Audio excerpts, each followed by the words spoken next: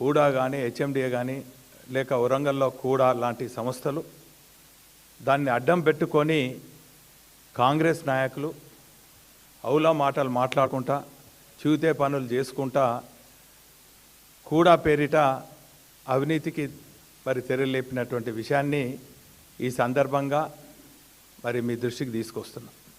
ఇందులో భాగంగా మున్సిపల్ శాఖ స్వయంగా ముఖ్యమంత్రి రేవంత్ రెడ్డి గారు మరి వారి ఆధీనంలో ఉన్నటువంటి శాఖ గురించి వరంగల్లో జరిగినటువంటి అవినీతి గురించి వారి దృష్టికి తీసుకురాదలుచుకున్నా. నిజంగా రేవంత్ రెడ్డికి చిత్తశుద్ధి ఉండి వారి శాఖల్లో అంతా కూడా ట్రాన్స్పరెన్సీ జరుగుతుందన్నట్టయితే కూడాలో జరిగినటువంటి అవినీతికి వెంటనే ఫుల్ స్టాప్ పెట్టాలి. అక్కడ జూన్ 21న ఒక ఇద్దరు తోడు దొంగలు,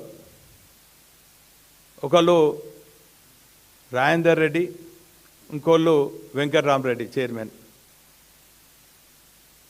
ఈ రాజేందర్ రెడ్డి అన్ని హౌలా మాటలు, చూతే కథలు, చిన్న పెద్ద మర్యాద తెలియదు.